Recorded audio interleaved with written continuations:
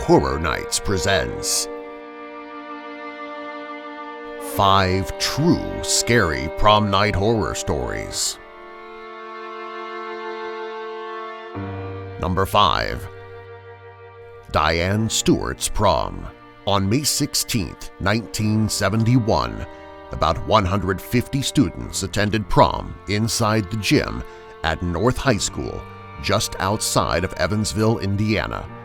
About half an hour into the dance, one of the attendees ran out of the woman's bathroom screaming. There was a girl murdered in the washroom. The police were called, and no one was allowed to leave the prom. When the police went into the washroom, they found a horrific scene. A young woman was dead in a pool of her own blood, and her intestines were lying on the floor of the bathroom. There was an 8-inch knife in one of the sinks. The police found the young woman's purse, which had $5 in it, and her student ID, which identified the girl as 16-year-old Diane Stewart.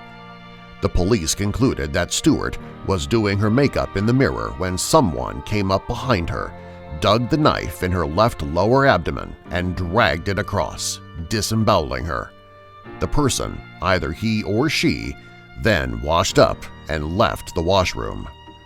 All the doors in the school were locked, except for the ones where people were let in for prom and the ticket takers didn't see anyone leave. That means that someone at the prom simply washed their hands and rejoined the party after gutting the teenager. No one is sure why Diane was murdered in such a brutal fashion. Some rumors are that she was having an affair with a teacher and was blackmailing him, so she was murdered to quiet her. Other rumors are that the killer was female, which is how she got into the washroom without anyone noticing, and she was either a romantic rival or possibly a scorned lover. However, these are only rumors, and sadly no one has ever been charged in the murder of 16-year-old Diane Stewart. Number 4. What happened to Gary Hogan? Joel E. Ferris High School in Spokane, Washington held their very first prom on April 28, 1963. In attendance was 17-year-old Gary Hogan. Gary was seen by several people walking into some wooded area near the venue around sundown to smoke a joint. However, no one saw him return, and everyone assumed he went home. The next morning, when he didn't return home, his parents phoned the police. The area where he was last seen was searched, but there was no trace of the 17-year-old. Over the next 22 years, Gary's parents kept looking for him, but he was nowhere to be found. Then, unexpectedly, on September 8, 1985, 22 years after Hogan went missing, a young man in a tuxedo was found wandering in the wooded area where Hogan went missing. The man tried to run from the police, but he was quickly stopped. When they spoke to him, he seemed confused and disoriented. The man was taken to the hospital, and he said that he was Gary Hogan. He claimed to be 17 years old, and last night he went to his prom. In his wallet was a driver's license issued in 1962 and a student ID. Both read Gary Hogan. The police called his parents, and they came to the hospital. As soon as they laid their eyes on him, they identified him as their son. In fact, he didn't look much older than when he disappeared. Of course, they'd never forget what he looked like that night he left in that very tuxedo on the night of the prom. There was a picture of it in their living room, and it was the one they used on the news and in the newspaper. They were allowed in the room to see him, and when they did, Gary was horrified. "What happened to my parents?" he screamed upon seeing them. He was so freaked out that he wouldn't let them near him. The police asked him what the date was, and he said April 29, 1963, which was the day after the prom. His parents told him he had been missing for 22 years, but he refused to believe it. So over the course of a few hours, the police, a doctor, and his parents tried to convince him that he had been missing for over 2 decades, and the year was now 1985. They even had an officer go into his parents' house and get the scrapbook with all the newspaper clippings about his disappearance. Gary was shocked. He couldn't account for the past 22 years. The doctors decided to give him an examination, and they concluded that he was healthy, although he did seem to be developing a fever. They decided to give him an antiviral shot and keep him in the hospital overnight. When they gave him the shot, Gary started screaming in pain before going limp. He was pronounced dead minutes later. An autopsy was performed, and it appears that the antiviral medication they gave him reacted with a mysterious substance in his blood that they couldn't identify, and he went into cardiac arrest. After his death, the police concluded that the tuxedo Gary was wearing when he returned was the same tuxedo he went missing in. There is no definitive evidence as to what happened to Gary when he went missing.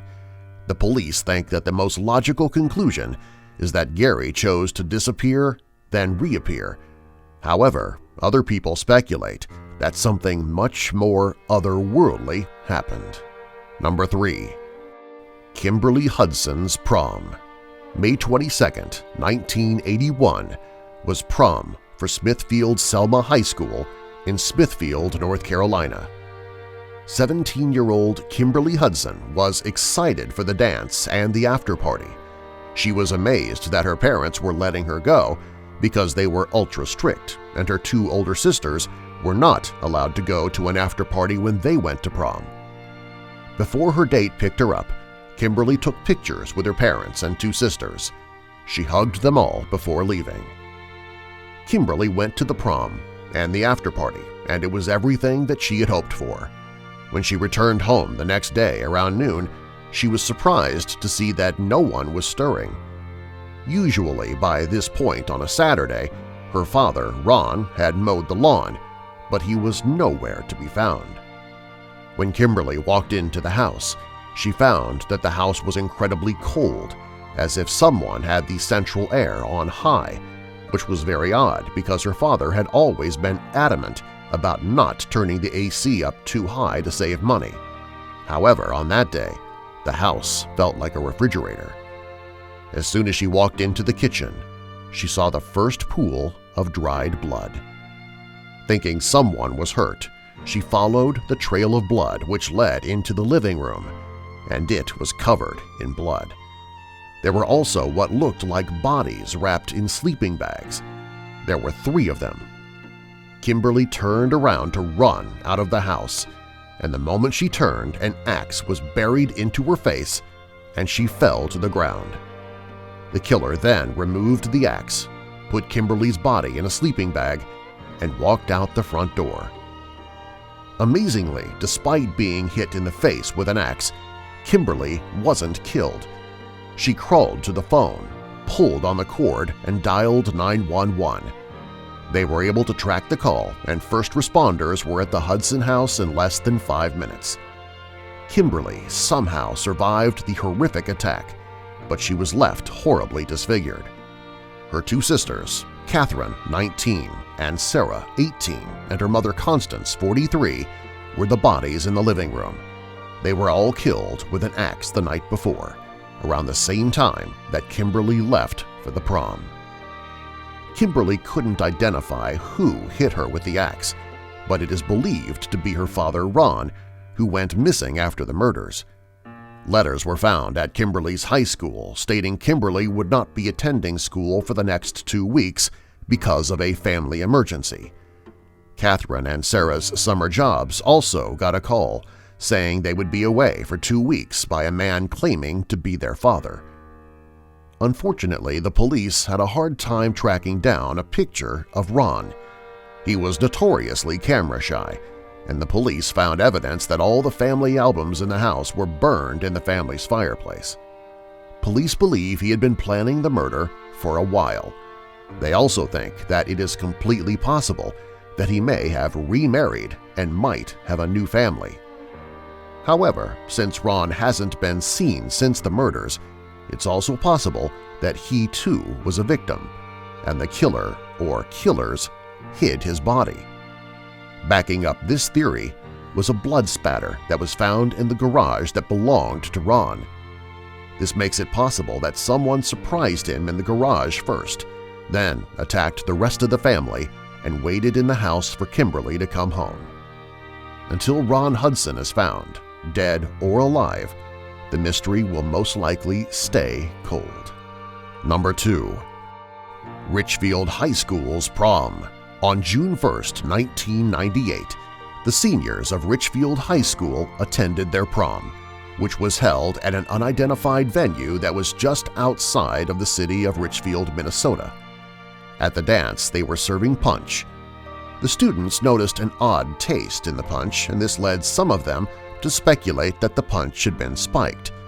Word spread fast, and the punch was consumed within half an hour. Some of the students acted a little tipsy, but a majority of the students didn't feel anything. They just assumed that they didn't get enough alcohol, so they carried on with their night and enjoyed their prom. In the middle of the night, several students from the prom went to the emergency room at Savi Valley Medical Center because they felt violently ill. Soon, there were over 60 students at the hospital, all of them sick and vomiting. An investigation was launched, and one of the first things they checked was the water at the venue. After a few tests, they confirmed that it had been contaminated. Since the hall was in a rural area, it got its water from a well. Upon further investigation, they found that the lid of the well was open about a foot. Inside the well, they found the body of Jerry Bishop, a 65-year-old retired man who lived alone. He had attended a wedding at the venue 6 days before the prom, and the venue hadn't been used since. It is believed that Bishop was drunk and either accidentally or purposely fell into the well and drowned. His body decayed and contaminated the water that made the punch. Luckily, all the students survived, albeit they were very sick to their stomachs for several days. But there were no lasting effects, except that many of them now have an aversion to fruit punch. Number 1. Austin Ross's prom. In the lead-up to Prom 2011 at Scott Collegiate in Regina, Saskatchewan, Austin Ross became the laughingstock of the school when he was caught crying while reading Stephen King's Carrie during English class. Austin was a quiet kid without many friends, and this episode did not help his popularity. Predictably, a prank was hatched that same afternoon. 4 seniors, Sherman Harris, Josh Norton, Erica Owens, and Felicia Robbins decided that Felicia would lure Austin to the prom and they would pour some pig blood on his head. They thought it would be even better than Carrie because they could record it and upload it to YouTube. It could even go viral. Over the course of several weeks, Felicia talked to Austin over Facebook and won over his trust. She said she was sick of her friends, and she was only hanging out with them because she was too weak to find new friends and just be herself. She also kept hinting that she wanted him to ask her to the prom, but he didn't, so she ended up asking him. He was hesitant at first, but finally agreed to go. Once he did, Felicia and her friends spread the word around the seniors to vote for him as prom king. On the day of the prom, the 4 pranksters got together at the venue and told the staff that they were part of the prom committee. In the rafters above the stage, they placed a bucket and tied a rope that used a pulley system. Then they all went off to go get ready for the prom. Austin borrowed his dad's car and picked up Felicia hours later. They went to the hall, and they didn't sit with friends. In fact, Felicia only saw Sherman. She figured that Josh and Erica, who were a couple, were just running late. However, she quickly forgot about them during dinner, and before she knew it, they were announcing who was the king and queen of the prom. Of course, Felicia wasn't surprised when they announced her and Austin's names. Austin, on the other hand, looked terrified. He didn't want to go on stage, and he had the panicked look of a cornered animal on his face. However, Felicia grabbed him by the hand and led him on stage. After they put the crown on him, she stepped to the side and nodded to Sherman, who pulled the rope. However, instead of blood coming down on Austin, blood and body parts came down hard on Felicia. The force hit her so hard that it knocked her out. When a human head rolled towards one of the tables, the rest of the attendees at the prom started screaming and ran for the doors. The police came to the hall and discovered there were 4 buckets in the rafters, and they contained body parts belonging to Josh Norton and Erica Owens. Felicia and Sherman were interviewed, and they admitted they planned to dump pig's blood on Austin, and they had no idea who killed Josh and Erica. When the police went to Sherman's house, they made an interesting discovery. In Sherman's bedroom, they found a large butcher knife hidden in the closet. It looked like it had been hastily cleaned, but officers found blood on it. The blood was a mixture, and it belonged to Josh and Erica. Felicia's house and locker were also searched. In her locker, they found the receipt for a storage unit.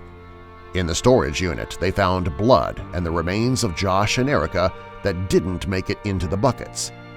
Sherman and Felicia were arrested for the double murder but maintained their innocence. They claimed that Austin, or someone who knew about the prank, committed the murders to frame them. Austin denied knowing anything about the prank and about the murders. Ultimately, Sherman and Felicia were sentenced to life in prison. Subscribe for more.